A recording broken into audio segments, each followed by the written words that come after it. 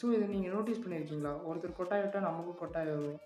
So இப்போ நம்ம கொட்டாயை பற்றி பேசுறதுனால நீங்களும் இப்போ யான் பண்ணலாம். ஸோ இதுக்கு காரணம் நீங்கள் என்னன்னு யோசிச்சிருக்கீங்களா? இந்த யானிங்க்கு முக்கியமான காரணம் வந்து ஹைப்போதலாமஸ் தான். இது இந்த வைரஸ் மாதிரி பரவதுக்கு முக்கியமான காரணம் சயின்டிஸ்ட் சொல்கிறது வந்து மிரர் நியூரான்ஸ். இது வந்து ப்ரிமோட்டல் கார்டெக்ஸில் இருக்குதுன்னு சயின்டிஸ்ட் சொல்கிறாங்க.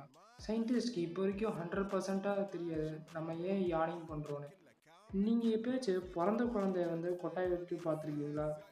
அதாவது 3 வயசுக்கு மேலே இருக்கிற குழந்தைய மட்டும்தான் கொட்டாய் விடும்.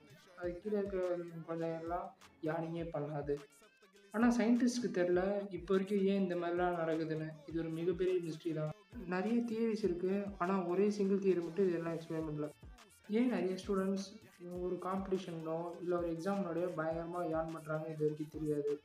இது சொல்லிகிட்டு இருக்கும் போதே உங்களுக்கு யானிங் வந்ததுன்னா அதுவே மிஸ்ட்ரி தான். மறக்காமல் கமெண்ட் பண்ணுங்கள்.